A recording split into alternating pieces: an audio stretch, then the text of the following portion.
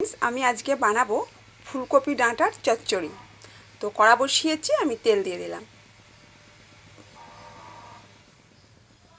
তেলটা দিয়ে দিয়েছি, তেলটা গরম হবে। শুকনো লঙ্কা দিয়ে দিলাম, অল্প করে কালো জিরে দিয়ে দিলাম, একটু পেঁয়াজ কুচা দিয়ে দিলাম, দুটো কাঁচা লঙ্কা দিয়ে দিলাম। দিয়ে এটাকে বেশ ভালো করে ভাজা ভাজা করবো। এই যে কপি ডাঁটা, আলু, গাছে দুটো কুঁদরি হয়েছিল, সেই দুটো কুঁদরি দিয়ে এটাকে কেটে ধুয়ে রেখে দিয়েছি। দেখুন পেঁয়াজটা ভাজা ভাজা হয়ে গেছে, আমি এবার এগুলো দিয়ে দেবো। দিয়ে দিলাম, এটা একটু নাড়াচাড়া করবো।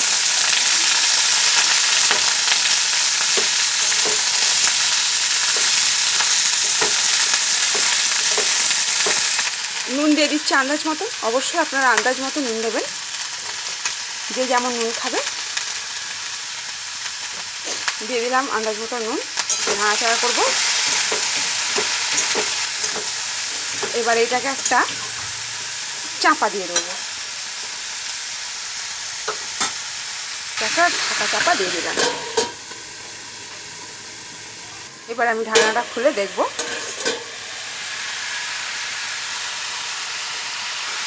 নাড়াচাড়া করবো একটু। কপি ডাঁটা চচ্চড়ি খুব ভালো লাগে খেতে, আপনারা অবশ্যই খেয়ে দেখবেন।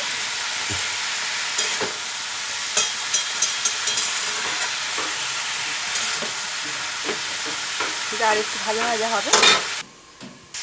দেখুন এটা মজে এসেছে, ভাজা ভাজা হয়ে এসছে। এবার আমি একটু সর্ষে, লঙ্কা, হলুদ বেটে রেখেছি, সেটা দিয়ে দেবো। আমি এটা শুধু সর্ষে বাটা দিয়ে করছি, আপনারা যদি চান একটু আদা রসুন পেঁয়াজও দিতে পারেন। আর যদি একদমই নিরামিষ খাবেন তাহলে একটু সর্ষের সাথে একটু পোস্তও দিতে পারেন, খুব ভালো লাগবে খেতে। এই দেখুন ভাজা হয়ে এসেছে। আমি এবার মশলাটা করে রেখেছি, আমি সেই মশলাটা দিয়ে দেবো। মশলাটা আমি দিয়ে দিচ্ছি। মশলাটা দিয়ে দিয়েছি, আর ছোটো দু টুকরো টমেটো দিলাম। আপনারা চাইলে দেবেন, নইলে দেবেন না।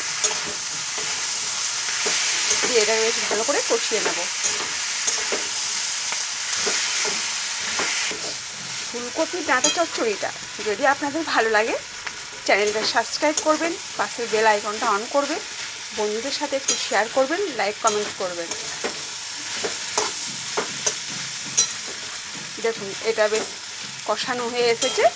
আমি এবার এটা যতক্ষণ সিদ্ধ হওয়ার জন্য যেইটুকু জল লাগবে আমি সেই জলটুকু দিয়ে দেবো। পুরো কষানো হয়ে গেছে, দেখুন সুন্দরভাবে কষিয়ে নিয়েছি। এবারে জল দিয়ে দেবো। দেখুন জল দিয়ে দিলাম, সেদ্ধ হতে যেটুকু জল লাগবে সেটুকুই দিলাম। দিয়ে এটাকে একটু নাড়াচাড়া করে ভালো করে চাপা দিয়ে দেবো, কিছুক্ষণ হবে।